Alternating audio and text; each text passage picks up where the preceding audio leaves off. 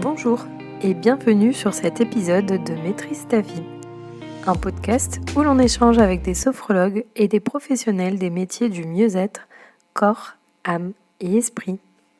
Aujourd'hui, c'est Kelly que je reçois. Kelly est naturopathe. Nous allons parler de problèmes de peau. C'est parti. Bonjour Kelly et merci beaucoup d'avoir accepté mon invitation pour l'échange aujourd'hui. Bonjour, je te remercie de m'avoir invitée. Alors Kelly, est-ce que tu pourrais te présenter un petit peu et nous expliquer comment tu en es arrivée à la naturopathie?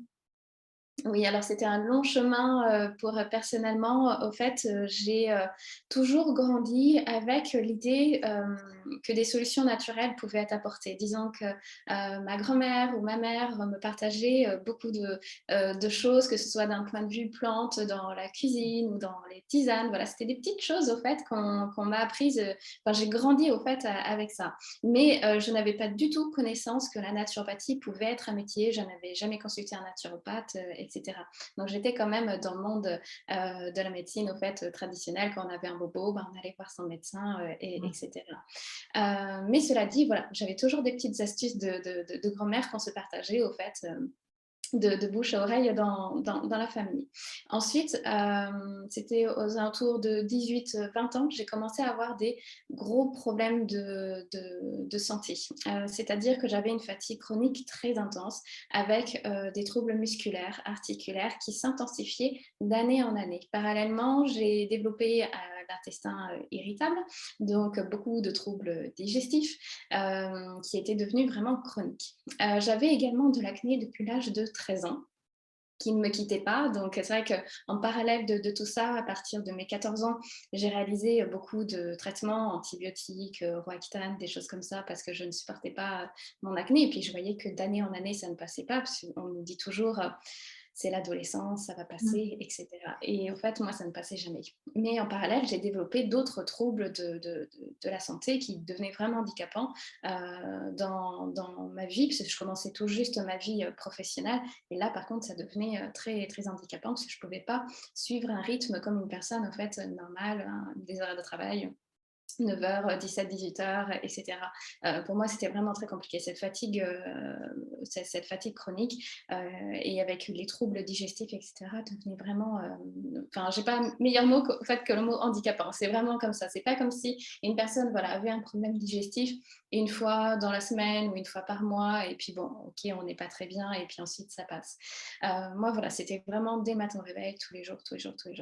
Et ce qui fait que j'ai découvert en fait un autre monde, parce que bien sûr, j'ai réalisé des analyses, je suis allée voir des tonnes de médecins, je suis allée dans quelques hôpitaux pour justement voir qu'est-ce qui se passe, pour aller voir est-ce que j'avais une maladie rare, etc., ou une maladie auto-immune. Mais on me disait tout va bien. Donc en fait, j'étais en errance médicale totalement. En fait, on ne savait pas du tout ce que j'avais. Et même aujourd'hui, on m'a dit des petits mots, etc. J'ai peut-être ci, j'ai peut-être ça. Mais rien, en fait, ne s'était vraiment... Enfin, j'ai pas vraiment eu de diagnostic très clair. Il m'a fallu beaucoup, beaucoup d'années. Et une fois que j'étais naturopathe pour avoir un diagnostic, parce que je poussais les médecins en disant, est-ce que vous ne pensez pas que c'est ça, etc. Et ce qui fait qu'au fait, donc, voilà, j'ai passé pas mal d'errances médicales, je dois dire à peu près 5-6 ans, où je ne savais absolument pas ce que j'avais. Je faisais des tonnes d'analyses et donc, bien sûr, moi, je faisais des tonnes de recherches en parallèle parce que j'avais besoin de trouver des réponses, des solutions.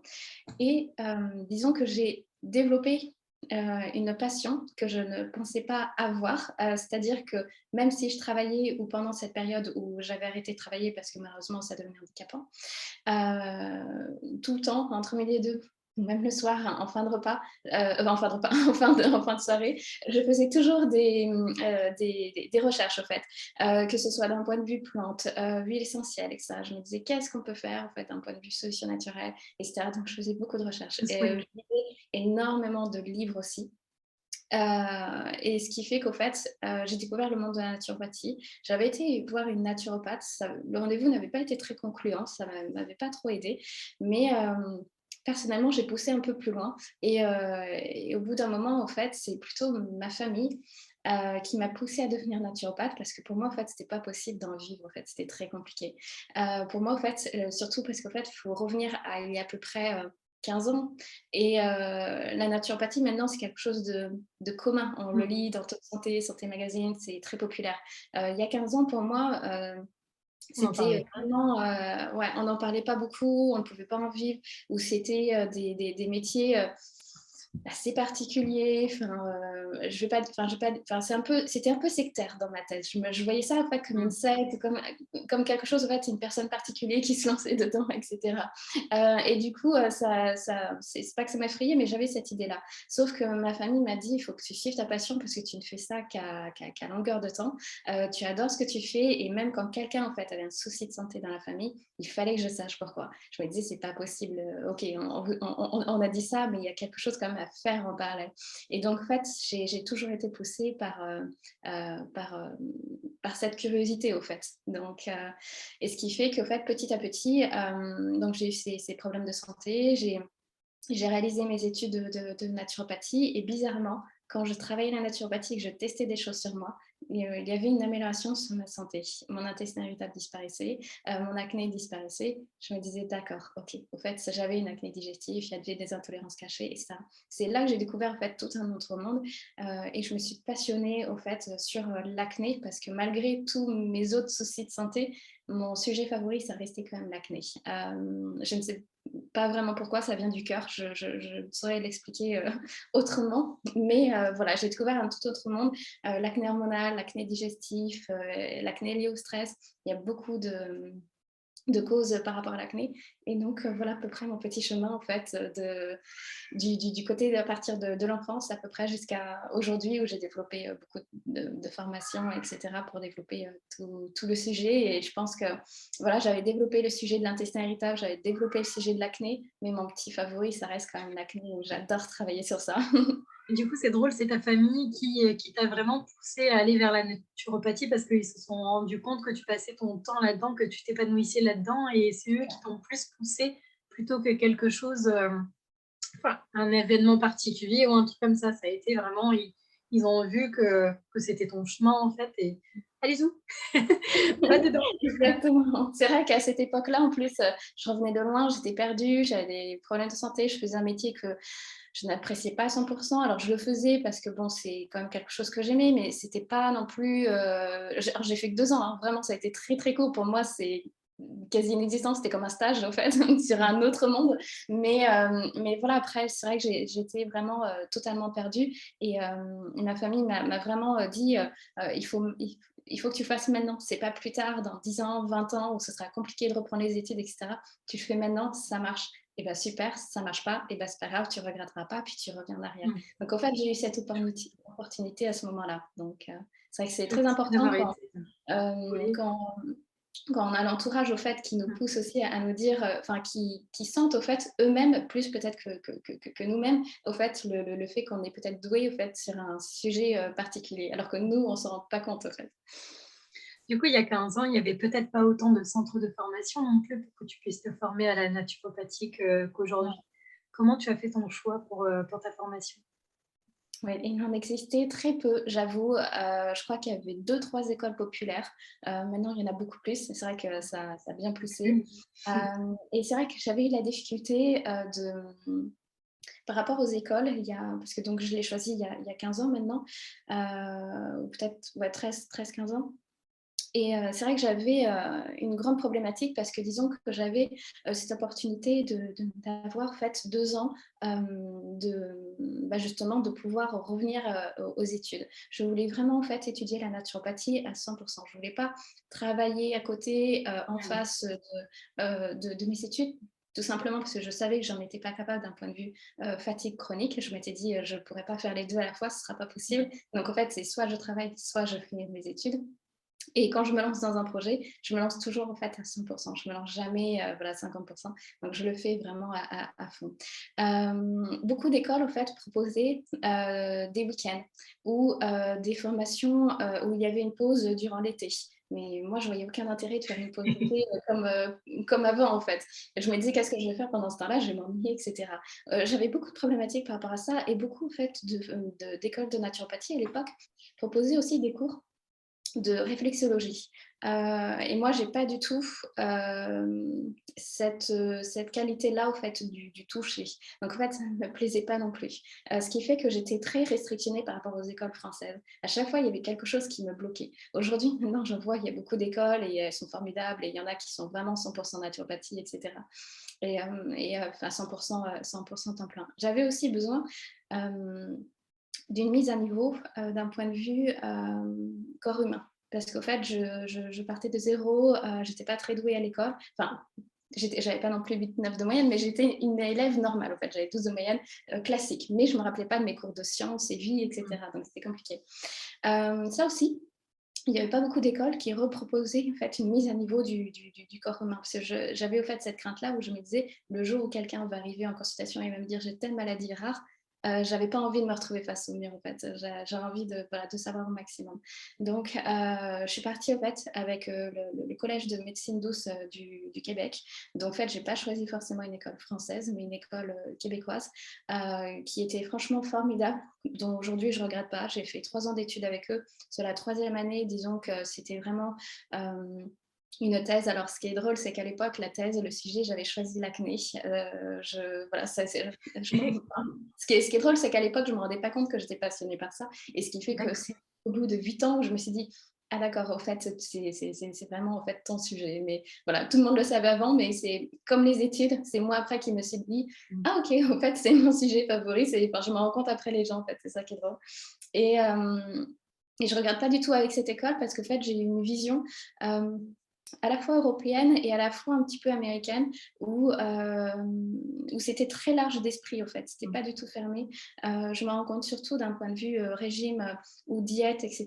Il y avait un large choix. Il n'y avait pas que les bases, au fait, de je ne sais pas comment je pourrais dire, mais les bases naturopathiques en fin de compte. J'ai vite appris au fait le paléo ou le LCHF, hein, beaucoup ou le régime crétois, enfin, des sujets dont on ne parlait pas au fait. Il y a 12 ans maintenant, c'est devenu populaire. Même à l'époque, on parlait surtout du sans gluten, sans paléo, etc. Et après, les diètes sont venues par la suite. Et ce qui fait que j'ai vite été formée par disons, une vision plus large, en fait, de ce côté-là qui était très appréciable. C'est vrai que quand on regarde ce qu'ils proposent de l'autre côté de l'océan au niveau du Canada et tout ça, c'est impressionnant l'avancée et l'ouverture d'esprit, comme tu dis, vis-à-vis de toutes ces médecines ou tous ces soins un petit peu mieux-être qu'ils ont comparé à nous, quoi. Ils ont déjà quelques décennies d'avance et c'est super intéressant de pouvoir voir un petit peu ce qu'ils font là-bas pour avoir d'autres visions, quoi. Ouais, c'est sûr, Je c'est rejoins sûr. là-dessus. Aujourd'hui, je pense qu'on est à peu près au même niveau, mais c'est vrai que, enfin, après, il y a quelques sujets rares, voilà, où c'est vrai qu'il y a encore des sujets où on trouve que, dans des livres américains ou dans des formations américaines, mais je trouve qu'aujourd'hui, on est à peu près au même niveau. Mais je trouvais que, alors je sais pas, peut-être parce que aussi j'ai évolué aussi en même temps et du coup, je trouve, mais c'est vrai que par rapport aux écoles, je pense qu'aujourd'hui, on est quasi au même niveau que des écoles québécoises ou autres. Mais ouais. Du coup, aujourd'hui, ça fait combien de temps que tu exerces? Alors maintenant, ça va faire 9 ans. J'entame ma 9e année. D'accord. Donc voilà, donc c'est vrai qu'à l'époque, j'avais déjà ouvert.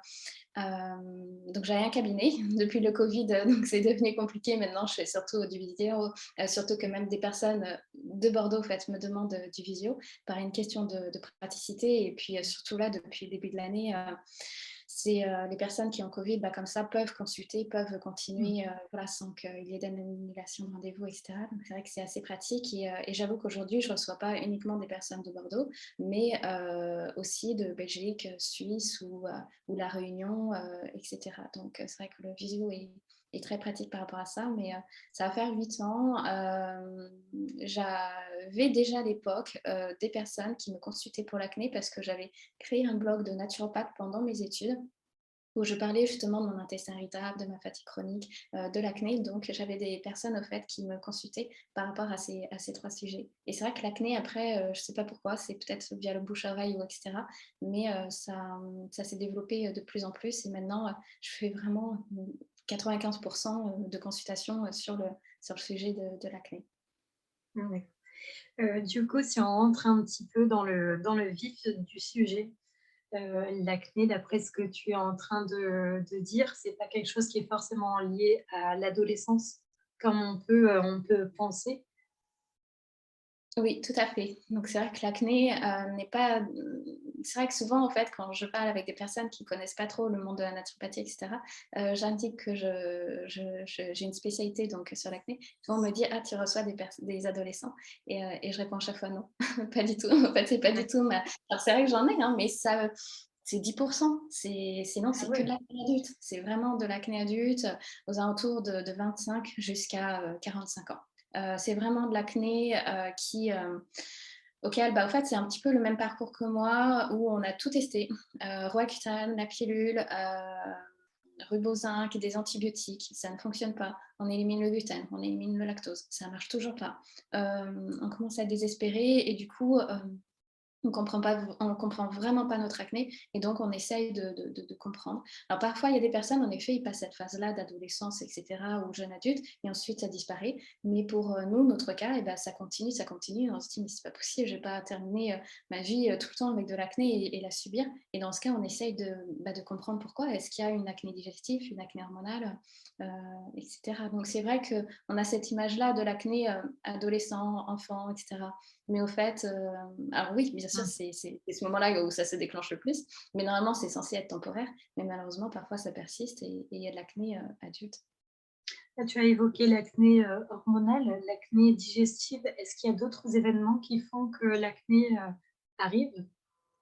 Oui, disons que donc, bah, après, disons que c'est des familles. Il y a l'acné digestive, l'acné hormonale. Ensuite, on a l'acné donc lié au stress, qui peut être là aussi multifactoriel, puisqu'au fait, le stress, on a des difficultés à le, à le juger. Ça peut être, ça peut être comme un post-traumatique ou ça peut être un stress quotidien parce que notre métier ou notre vie sociale ne nous plaît pas, etc.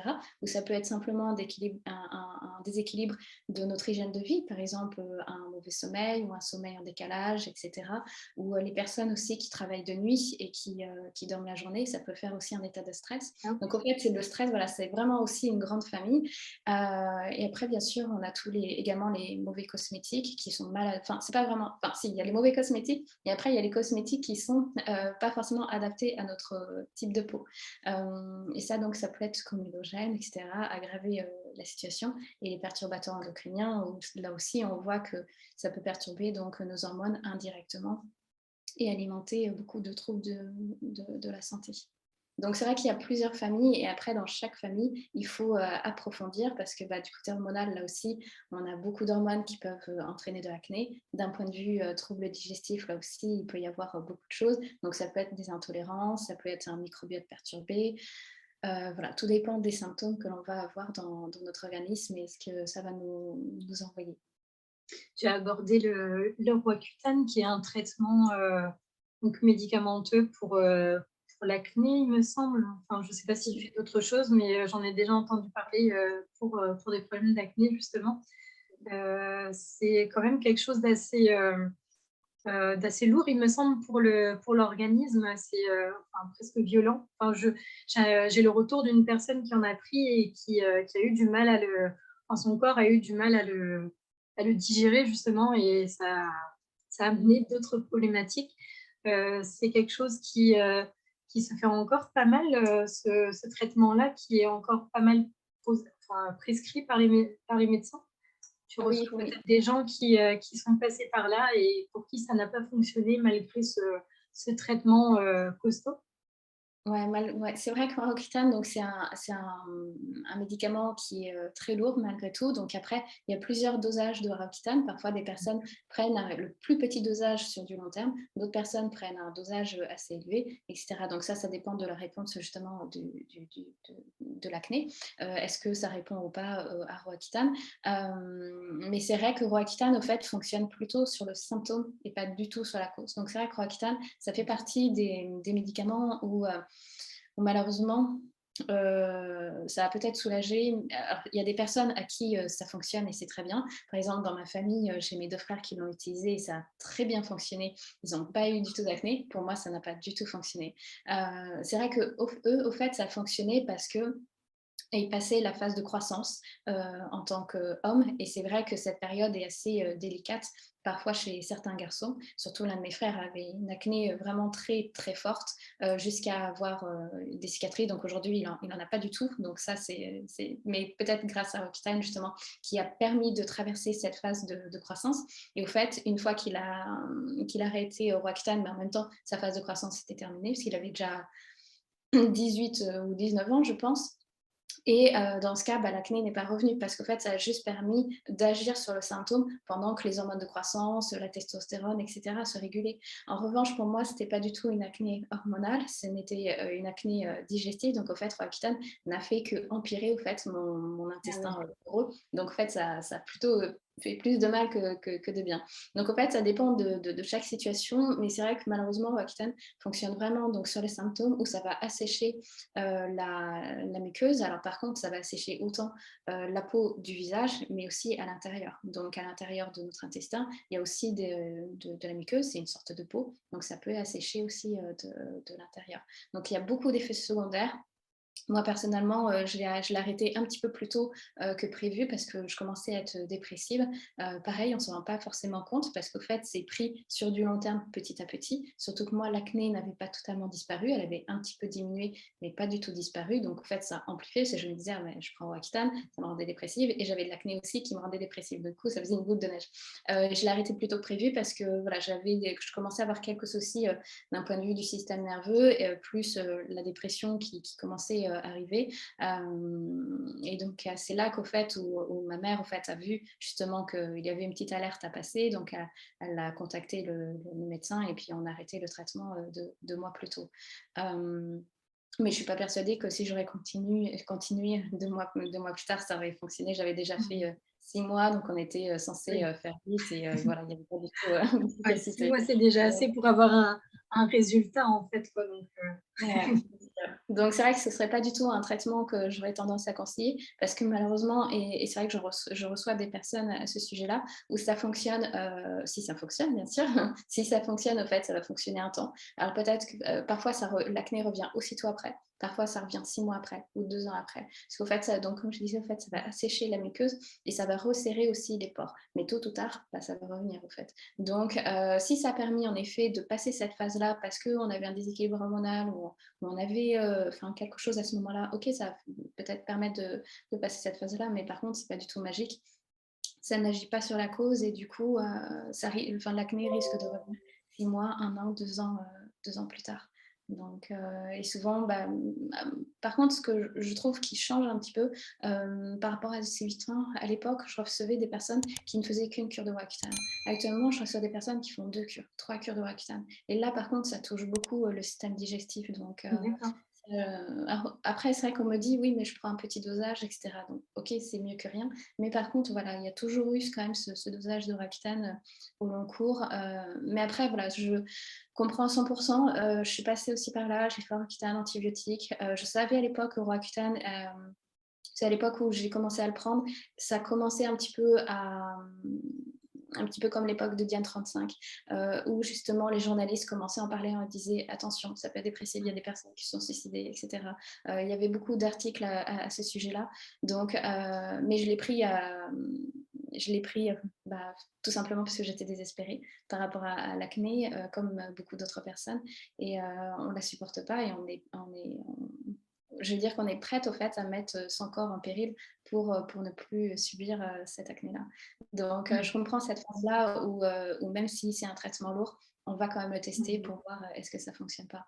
Je trouve Donc, ça intéressant que tu l'abordes parce que je pense que quand on ne le vit pas, en fait, ces phases où cette acné et qu'on ne ressent pas le mal-être que l'on peut ressentir quand on est dedans, je pense que c'est dur pour les gens qui n'en ont pas eu de comprendre ce qui se passe à l'intérieur et que l'on porte constamment sur soi, quoi, en fait.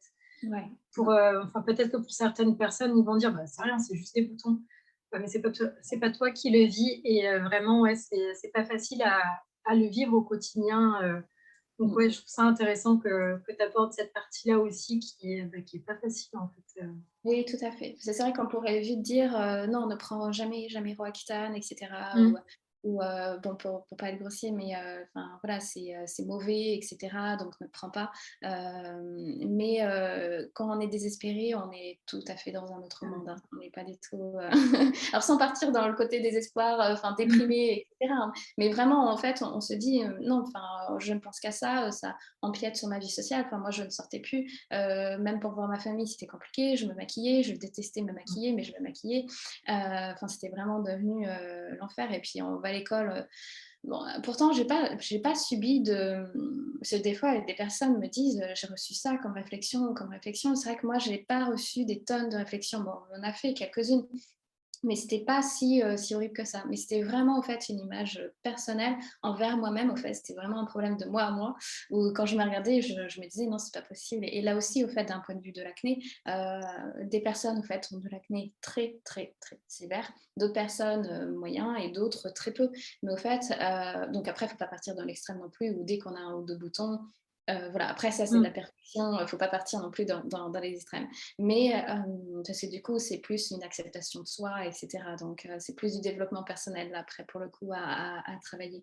Mais après, voilà, il y a des personnes qui ont 5-10 boutons. Pour une personne, ça va être rien du tout. Bah, pour elle, ça va être très importante.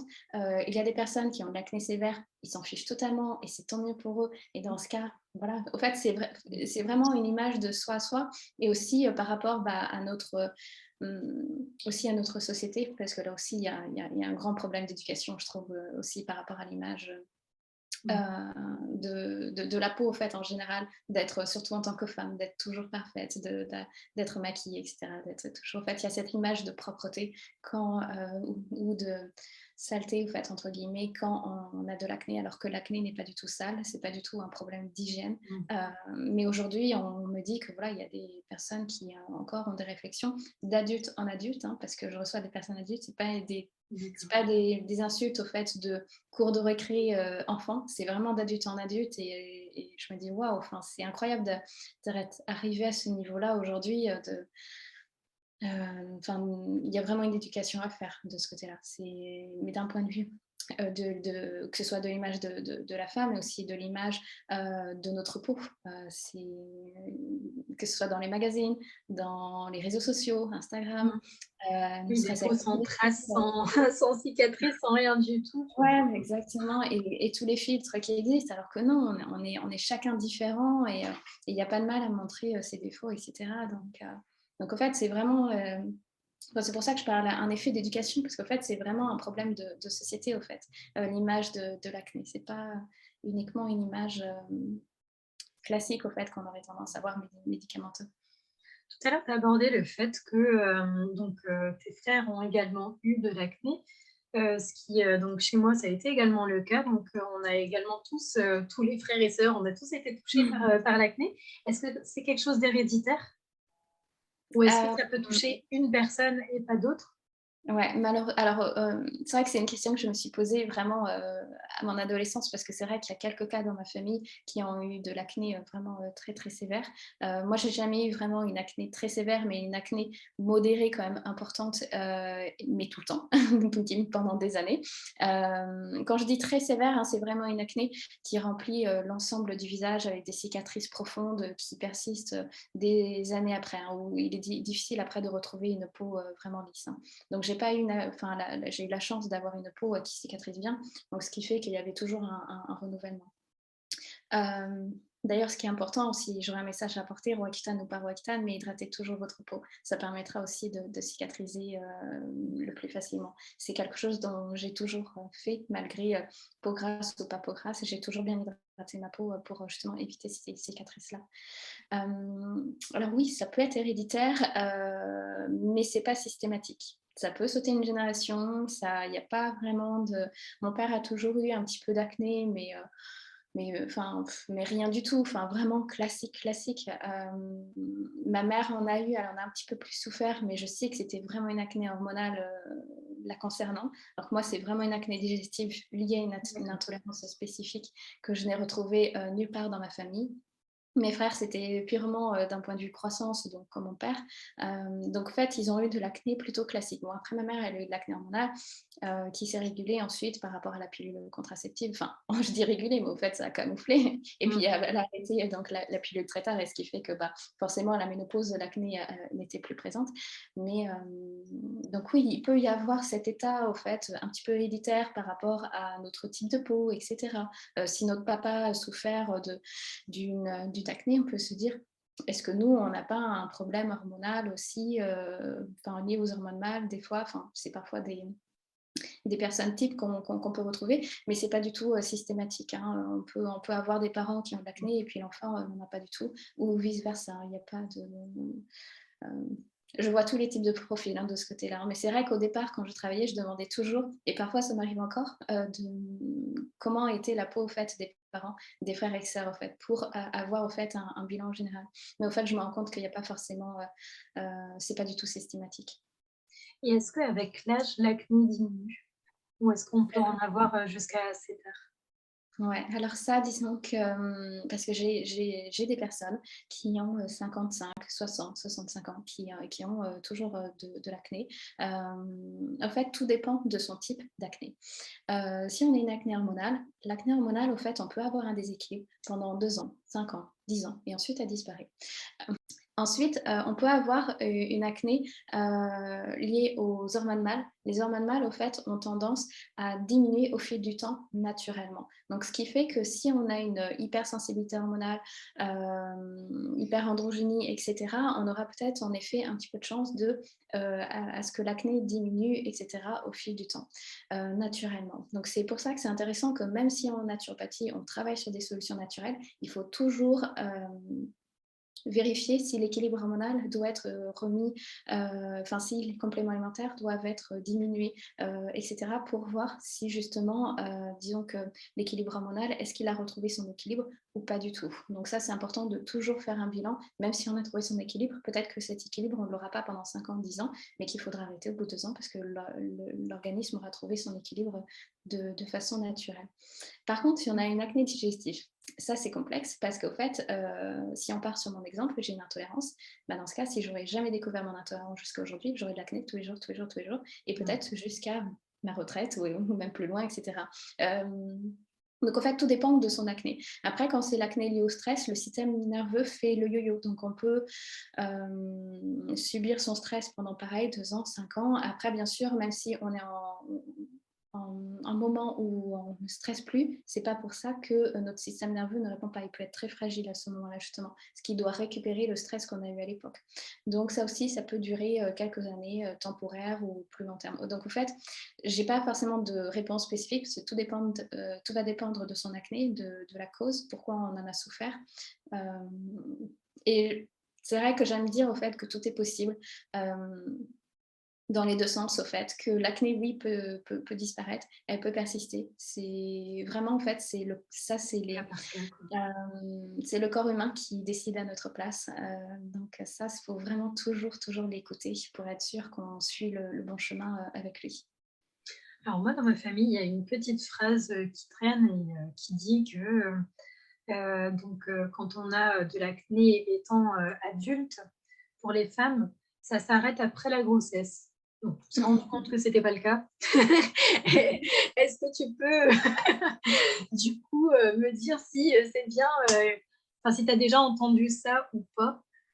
Ou est-ce que c'est, quand tu étais en train d'évoquer l'histoire de l'acné hormonale plus liée à la testostérone, est-ce que ça, ce serait peut-être le lien entre les 2, le fait que la grossesse va augmenter alors je sais pas du tout les termes exacts, mais bon, plus d'hormones féminins fait que du coup l'hormone, masculine redescend et que du coup l'acné redescend.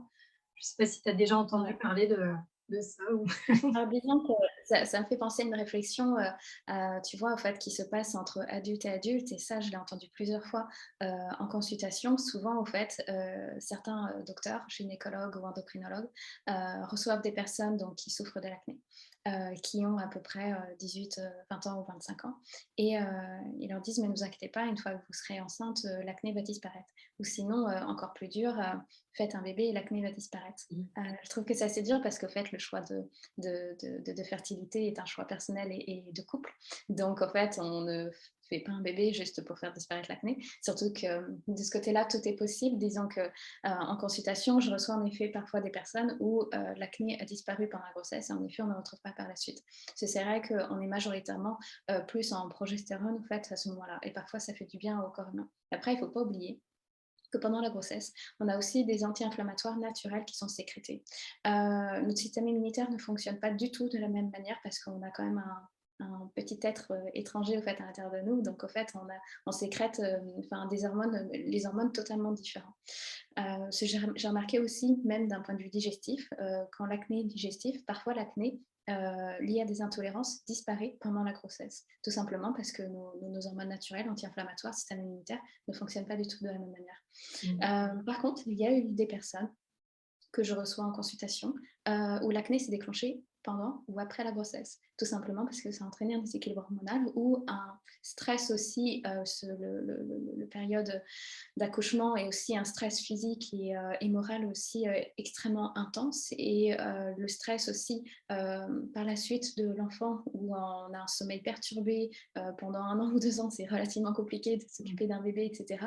Donc ça peut aussi entraîner en fait un stress à ce moment-là ou ce qui est très connu, c'est aussi les problèmes thyroïdiens après la grossesse. Et donc après ça, on sait que des problèmes thyroïdiens vont avoir une conséquence sur nos hormones après, oestrogène, progestérone, etc., sur toutes nos hormones féminines et masculines. Et donc ça peut entraîner un déséquilibre qui se manifeste par l'acné et par d'autres symptômes hormonaux. Donc, au fait, tout est possible. C'est vrai que la grossesse, c'est vrai qu'on a cette image-là. Bon, bah, pendant la grossesse, oui, on a une belle peau, etc. Mais c'est pas du tout le cas pour tout le monde. J'ai eu des personnes, justement, où l'acné s'aggravait pendant la grossesse. D'autres, ça disparaît. Il y a pas de... Là aussi, c'est le corps qui décide. Par contre, ça nous apporte quelques pistes, mais ça reste assez marginal. C'est pas des pistes vraiment, on peut pas se dire ok, j'ai eu de l'acné pendant la grossesse, ça veut dire que si j'avais maximisé la progestérone, etc., parce qu'on est majoritairement de cette hormone-là. Par contre, ça ne prouve pas que ok, si on apporte après une plante à action progestérone-lac, que ça va fonctionner. Tout dépend en fait, enfin, il y a vraiment trop de facteurs potentiels durant cette période-là, mais ça peut nous apporter quelques tests à réaliser par la suite. l'acné n'est pas liée qu'au visage, elle peut atteindre, toutes les parties du corps. Moi, j'ai connu le haut du corps du moins, mais elle peut atteindre tout le corps ou ça reste essentiellement visage et haut du corps? Oui, en règle générale, c'est vraiment, visage, le décolleté et le dos. Après, quand on a de l'acné au niveau des épaules, au niveau des jambes, au niveau du fessier, c'est soit une autre acné, donc absolument, consulter, un dermato. Sinon après, ça peut être de l'acné lié aux intolérances alimentaires. Ça, c'est quelque chose qui est très populaire, en effet, ou quand ça nous démange. En règle générale, c'est de l'acné qui est vraiment, assez petite, sinon ça veut dire que c'est un autre type d'acné, mais l'acné lié à une intolérance alimentaire, par exemple, ça va être des petits boutons qui vont un petit peu démanger. Et, ça, on peut retrouver aussi un petit peu au niveau de l'estomac, par exemple. Donc ça reste, mais voilà, l'acné, on va dire classique adulte, la plus populaire, c'est visage, décolleté et le dos, et peut-être un tout petit peu au niveau des épaules, mais partie haute, mais pas non plus tout le bras. Sinon, ça veut dire que c'est autre chose. D'accord, et est-ce que la zone du corps qui est atteinte peut te donner un indice sur le type d'acné que c'est? Enfin, je me souviens qu'une fois, j'avais vu passer une image, qui montrait, par exemple, le visage et qui disait: «Bah, si vous avez de l'acné ici, ça veut dire que c'est», enfin, je dis n'importe quoi, «votre foie qui est en lien avec cette zone-là et donc c'est ça, ça, ça. Est-ce que toi, tu as vu ce genre enfin Oui. d'explication? Oui, tout à fait, oui et en plus, c'est vrai que j'ai créé ma propre petite carte aussi personnelle parce qu'il en existe beaucoup, au fait, sur internet et j'aime bien me baser, au fait, sur, les cartes de médecine chinoise, aussi liées un petit peu à l'acupuncture. Mais c'est pas du tout, systématique, c'est assez, au fait, disons qu'au niveau du front, et au niveau, entre les 2 yeux, c'est vrai que c'est très connu, surtout en médecine chinoise, pour que ce soit relié au niveau du foie hépatique. Ça s'est vraiment révélé très, très vrai durant mes consultations. C'est vraiment, enfin, bizarrement, quand on travaille ce côté-là, on voit une amélioration. Ou quand on ne supporte pas une plante et que le foie nous le fait sentir, bizarrement, on va avoir de l'acné à cette zone-là. Donc ça, c'est très fréquent. Après, l'acné hormonale, le plus fréquent, c'est au niveau de la zone de la mâchoire maxillaire et au niveau du cou. Surtout au niveau du cou, quand ça commence à devenir assez kystique, assez persistant, assez douloureux, on peut se dire, OK, il y a une zone hormonale, bizarrement, on se retrouve avant les règles ou pendant les règles où on a un déséquilibre hormonal, c'est-à-dire parfois on a un cycle de 20 jours, ensuite on a un cycle de 50, 60 jours. Bon là, OK, on va se dire qu'il y a vraiment une action hormonale. Par contre, d'un point de vue joue, si on écoute la médecine chinoise, ce serait les poumons. Mais ça peut être digestif, ça peut être hormonal. Donc là, après, on est un petit peu hors zone en fin de compte. Là, par contre, il faut vraiment écouter l'organisme parce qu'au fait, la zone ne nous suffira pas à nous indiquer. Pareil autour de la bouche ou au niveau enfin, sous la bouche et au niveau du menton, mais sans descendre trop bas. Là aussi, ça peut être autant digestif que hormonal. Donc, au fait, ça nous donne des indications d'un point de vue hépatique, hormonale, mais on ne peut pas se baser uniquement sur cette carte-là pour se dire, OK, il y a une acné liée aux poumons, liée au cœur, d'un point de vue hormonal, etc. D'accord et donc on peut, donc comme dans ton cas, avoir les 2, une partie hormonale et une partie digestive. Ce qui fait que là, pour le coup, il y a peut-être un peu des 2 à traiter, quoi. Oui, tout à fait. C'est vrai que parfois on a, enfin, pendant la consultation, parfois on s'en rend vraiment compte, OK, il y a une acné hormonale ou il y a une acné digestive, mais parfois on a les 2. Donc c'est vrai que là, du coup, c'est un petit peu complexe. Et dans ce cas, il faut absolument écouter les symptômes que l'organisme envoie pour se dire, OK, il y a un déséquilibre. Et ensuite, le déséquilibre, quel est-il? Quelle est l'hormone qui pose problème? Quel est le trouble digestif qui pose problème? Moi, après, j'avais une chose assez curieuse et ça m'arrive d'avoir des personnes aussi comme ça. J'avais de l'acné aussi, surtout au niveau de la joue droite. Très peu au niveau de la Ah joue gauche. oui. Donc, ce qui était très étrange, mais ou des fois très linéaire. Ça aussi, parfois, je reçois des personnes enfin, qui m'envoient des messages sur Instagram où on me dit, mais est-ce qu'il y a une explication? Parce que c'est vrai qu'on va retrouver un bouton sur la joue droite,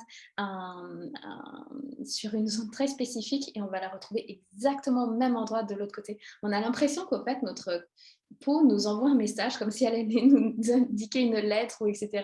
Et ça, voilà, c'est des choses qui ne s'expliquent pas et ça, c'est souvent un petit peu digestif. Après, ça peut être lié aussi à notre peau, à nos pores qui sont plus ou moins dilatés à certains endroits. Mais c'est vrai que j'avais surtout de l'acné, enfin je sais que, enfin même aujourd'hui, souvent, si, parce que par exemple, donc j'ai une acné digestive et si je reprends une alimentation malsaine ou etc., enfin j'aurais du mal d'ailleurs à reprendre, mais du coup je sais que l'acné va commencer de la joue droite et ensuite hop, elle va persister au niveau de la joue gauche et ensuite donc ce sera l'ensemble du visage.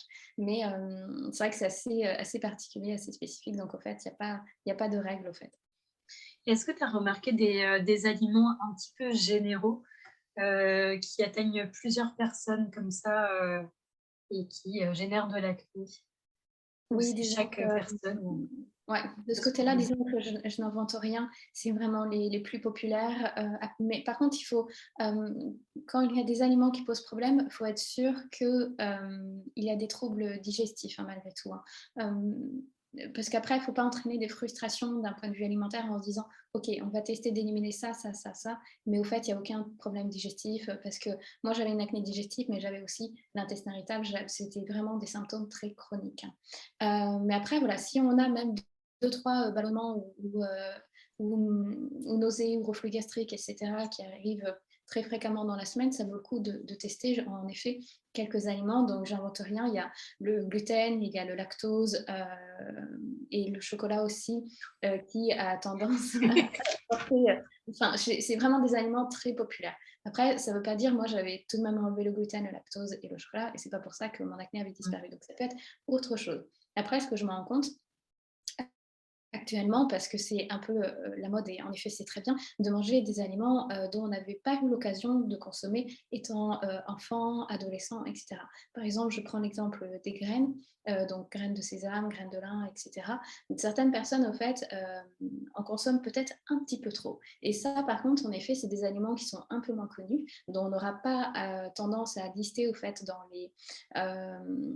et parfois même, je les retrouve dans des diète au fait anti-inflammatoire, mais pour certaines personnes, au contraire, ça peut être pro-inflammatoire, surtout si on a une acné digestive.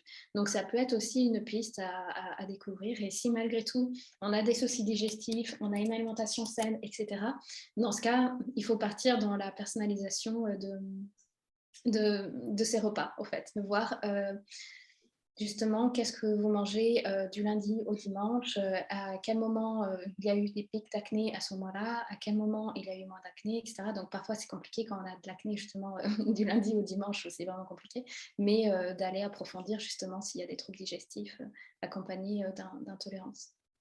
Et j'ai vu aussi sur ton site internet que tu avais un article avec, alors c'était les 16 causes qui peuvent entraîner de l'acné.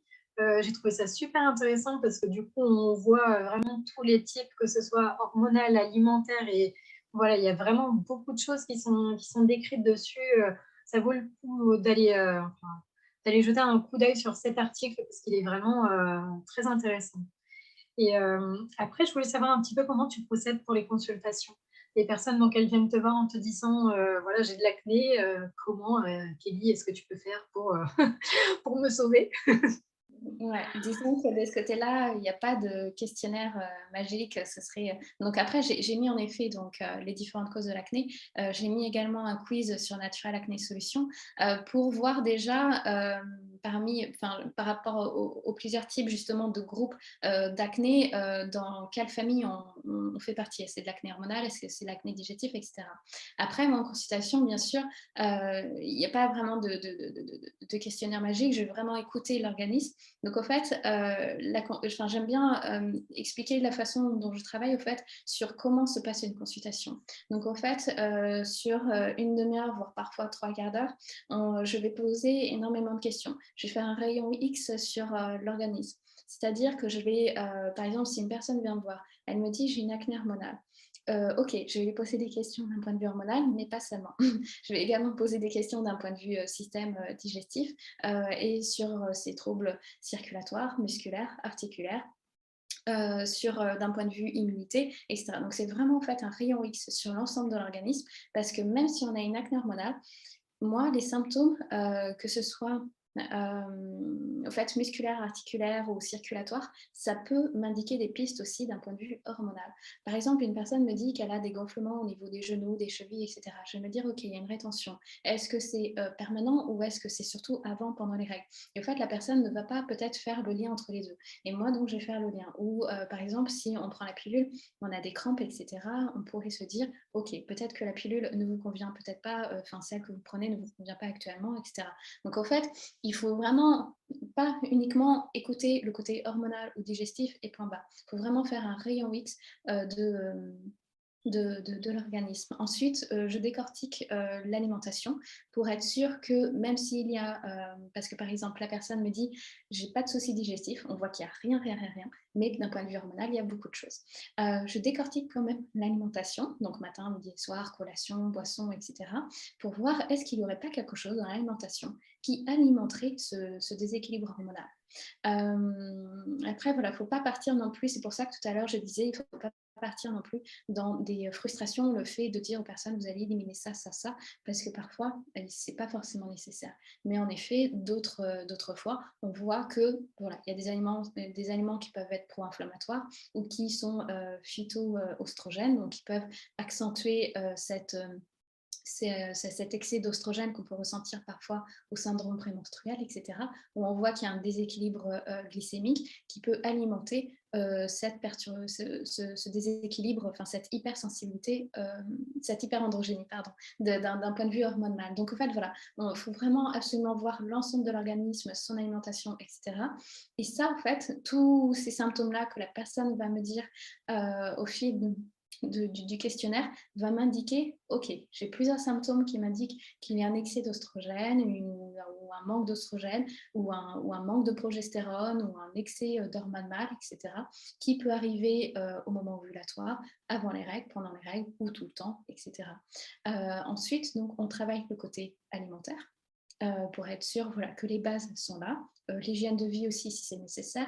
Est-ce que la personne fait du sport? Est-ce qu'elle a un bon sommeil? Est-ce que son stress, tout va bien? Et ensuite, on voit, en fait, c'est la dernière partie où peut-être je passe en fin de compte le moins de temps, c'est d'un point de vue phytothérapie. Enfin, c'est vrai que je dis bien phytothérapie parce que je travaille énormément avec les plantes.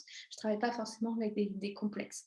C'est-à-dire que je vais choisir une plante, mais voilà, je vais travailler avec les deux et uniquement. Je conseille rarement plus de 3 plantes ou 3 compléments alimentaires, parce que sinon, après, c'est beaucoup trop d'un point de vue hépatique au foie, surtout quand il y a un déséquilibre hormonal. Il faut savoir quelle plante fonctionne, quelle plante ne fonctionne pas. Parfois, on en indique à une certaine partie du cycle, parce que par exemple, si l'acné n'est pas du tout présente en première partie de cycle, pourquoi travailler cette période-là si, enfin voilà, on ne va pas entraîner un nouveau déséquilibre hormonal à ce moment-là. Donc parfois, en fait, on travaille uniquement à un moment du cycle, parfois c'est toute la période du cycle. Après, voilà, ça c'est une question de dosage, de choix de plantes après qui se fait par rapport justement au poids de la personne, à la taille de la personne, par rapport aux symptômes aussi. Voilà, il y a beaucoup, par rapport à l'âge aussi, bien sûr, si la personne est en préménopause, ménopause, jeune adulte, adolescent, etc. Et ensuite, bien sûr, à la fin, on va voir donc d'un point de vue cosmétique, qu'est-ce que la personne utilise matin et soir pour voir est-ce qu'il n'y a pas des choses qui peuvent aggraver en fait l'acné. Est-ce qu'il y a des perturbateurs endocriniens qui peuvent entraîner aussi des perturbations hormonales par rapport à ce déséquilibre. Donc, la première consultation est vraiment complète. En règle générale, on passe pas plus d'une heure et demie, voire plus des fois. Donc, c'est vrai qu'elle est archi complexe pour voir justement, pour vraiment comprendre en fait la cause et puis d'avoir toutes les meilleures chances en fait de partir pour avoir disons, une amélioration le plus rapidement possible. Oui, c'est intéressant de voir aussi que, bah, il y a pas que ce que l'on mange, par exemple, qui peut être incriminé ou juste les hormones. Il y a aussi notre hygiène de vie qui est en cause aussi et des fois, bah, comme tu as pu le souligner un peu tout au long de l'échange, bah, le fait de par exemple, un simple maquillage, parfois, bah, il peut être, la cause, qui aggrave, l'acné de base. Donc c'est intéressant de voir que tous ces aspects-là sont survolés pour que tu aies tous les éléments en main pour accompagner au mieux, derrière, ton client, ton patient. Ouais, c'est sûr, c'est sûr. Ouais. Et du coup, une fois que tu as vu que tu as fait cette première consultation avec, tout un petit, bilan de la personne, tu lui, donnes déjà une première liste de choses à faire, à pratiquer? Oui, bien sûr, dès la première consultation, la personne reçoit des conseils. Donc, j'envoie. Donc là, actuellement, c'est vrai que je fais plutôt du visio depuis le Covid. Bon, j'espère reprendre en format cabinet d'ici quelques temps, mais pour le moment, c'est plutôt en visio. Et donc, la personne reçoit dans l'heure qui suit après la consultation quelques fiches conseils. Donc, que ce soit d'un point de vue alimentaire, d'un point de vue soutien ou un exercice respiratoire ou voilà, des choses comme ça pour avoir des réponses le plus rapidement possible. Et du coup, ce traitement-là, enfin, je vais l'appeler, traitement, même si, ça n'en est pas forcément un, pendant combien de temps est-ce qu'elle va appliquer, ces conseils-là? Oui, disons que le protocole, il est vraiment indépendant à tous. Au fait, c'est surtout de voir est-ce que l'organisme répond dès le premier. Enfin, c'est vrai que je laisse toujours un mois en fait. Après, bien sûr, tout dépend si on a une acné digestive, une acné hormonale, etc. Parce que par exemple, si on a une acné digestive, s'il s'agit d'une intolérance, on peut avoir une réponse très rapidement sous 10-15 jours. Par contre, si c'est hormonal, il faut laisser vraiment un cycle en entier, sachant qu'on ne va pas avoir non plus l'efficacité optimale dès le premier cycle. Mais on doit voir quand même une évolution, c'est-à-dire peut-être l'acné moins inflammatoire ou peut-être moins de syndrome prémenstruel, etc., qui nous indique qu'on part sur la bonne piste. Et ensuite, donc, on continue de cette façon-là. Mais c'est vrai que les 3 premiers mois, il y a souvent besoin d'un suivi assez, assez fréquent. Enfin, je sais que moi, personnellement, je reste énormément disponible par mail pendant ces 3 premiers mois parce qu'en fait, disons que j'indique un dosage, donc par exemple de base par rapport à une personne, par rapport justement à son poids, sa taille, etc., par rapport à ses symptômes. Mais après, c'est à voir selon chacun, parce qu'une personne va peut-être avoir plus de symptômes, moins de symptômes, etc. Enfin, on va tous réagir de façon différente. Il y a une personne, par exemple, qui ne va pas réagir. Dans ce cas, on augmente le dosage à partir du deuxième mois, etc. Et parfois, il y a des personnes qui ont des réactions dès le premier mois. Après, d'un point de vue alimentaire, donc là, ça bouge énormément, parce que tout dépend de ce qu'on fait, à quel rythme on va. Donc ça peut être une semaine, 15 jours, 3 semaines, comme 3 mois, comme 4 mois. C'est très, très aléatoire. Mais c'est vrai qu'en règle générale, hein, quand on parle d'un déséquilibre, que ce soit digestif ou hormonal, on part sur plutôt 3 mois. Hein. Mais on doit voir quand même des premières améliorations. Enfin, c'est vrai que j'aime bien, moi, apporter des premières améliorations assez rapidement pour que ça puisse apporter un boost au fait pour se dire, OK, c'est quand même possible, il y a quand même des choses qui se passent, même si ça va et vient, on voit quand même que le corps répond. Après, bien Ça sûr, donne envie de continuer. ouais, exactement. Et il y a des personnes qui sont très réceptives aussi. Et il y a d'autres personnes où le corps, en fait, lutte un petit peu. Et dans ce cas, ça va être un petit peu plus long. Donc, c'est totalement aléatoire de ce côté-là d'un point de vue résultat. Mais il faut compter entre 1 à 3 mois en tout cas. Comment est-ce qu'on peut prendre rendez-vous avec toi? Tout simplement, en fait, sur le site Naturopathe Bordeaux, ou sinon en passant sur Naturel Acné Solutions. C'est vrai que c'est mes 2 sites que j'ai créés, mais c'est vrai que Naturel Acné Solutions, c'est vraiment le site sur l'acné. Mais peu importe que vous passez de l'un ou l'autre, ça se passe via l'agenda en ligne qui est indiqué sur les pages d'accueil des 2. Et sur l'agenda en ligne, donc il y a des disponibilités pour des consultations de suivi, première consultation, à l'heure que vous souhaitez, etc. J'ai vu aussi que tu proposais un programme. C'est une application. Oui, alors disons que sur Natural Acné Solutions, je propose un programme. Donc là, ça va être encore en évolution d'ici le mois de mars. Je mets quelques projets aussi en cours, ça n'arrête pas d'évoluer. Mais oui, il y a un programme au fait qui existe pour justement aller un petit peu plus loin dans la connaissance. Donc en fait, il y a le choix soit de réaliser une consultation personnalisée avec moi, soit par exemple une personne qui est indépendante, etc., ou qui souhaite uniquement avoir des informations. Ça peut même être des professionnels. Dans ce cas, j'ai proposé plusieurs modules. Le module acné hormonal, un module plutôt guide pratique d'un point de vue supplément pour justement pas choisir n'importe quel complément ou n'importe quelle plante, parce qu'au fait, il y a des plantes qui ont une action oestrogène-NAC et si on la choisit, bah, ça peut amplifier l'acné et amplifier les symptômes, donc il faut faire attention. Et après, j'ai un autre programme qui est hyper complet, c'est ce que j'appelle la bibliothèque, qui, elle, recense vraiment tous les types de causes de l'acné. L'acné digestif, laquelle, acné hormonal, laquelle, etc. Et si on veut te suivre, donc tu as un Instagram, j'ai vu un Facebook également. Alors, ouais. Sur le Facebook, je ne suis pas du tout présente, j'avoue, je l'alimente pas du tout. Mais sinon, oui, sur Instagram, Naturopathe Kelly. Et il y avait aussi, que j'oublie pas, j'ai vu aussi un podcast. Ah oui, le podcast, en effet. Donc, il y a un podcast en effet que j'ai mis en place. Donc, il y a un podcast qui sort à peu près tous les 15 jours sur des thématiques totalement différentes et parfois quelques interviews. D'accord. Bon, super. En tout cas, merci beaucoup Kelly de m'avoir accordé tout ce temps et le sujet de l'acné, moi, ayant été confrontée à ça pendant pas mal de temps, c'est un sujet que je trouve super intéressant. Donc, merci beaucoup d'avoir étudié autant d'années là-dessus pour pouvoir maintenant aider les gens à s'en sortir parce que c'est vrai que c'est pas forcément évident quand on est dedans et c'est chouette de savoir qu'on peut compter sur des gens comme toi qui ont vraiment expérimenter sur eux et voilà. Merci Je te beaucoup. remercie en tout cas. C'est vrai que je me dis parfois qu'au moins j'ai souffert de l'acné pendant plus de 10 ans, mais au moins voilà, ça m'a apporté des réponses, des solutions pour aider d'autres personnes. Et comme ça me touche vraiment au cœur, parce que bah, je sais à quel point on peut en subir. Si vraiment je peux aider une personne à ce sujet-là, je ferai vraiment le maximum, parce que je sais à quel point on peut traverser des hauts et des bas. Donc c'est vrai que c'est un sujet qui me passionne. Et j'adore en partager voilà, avec d'autres professionnels ou avec d'autres personnes qui sont intéressées sur le sujet. Donc, je te remercie de m'avoir permis d'en parler. Merci d'avoir écouté cet épisode. En description, tu trouveras les différents liens pour suivre ou contacter notre intervenant du jour. Je te retrouve très vite pour un nouvel épisode. Passe une délicieuse journée.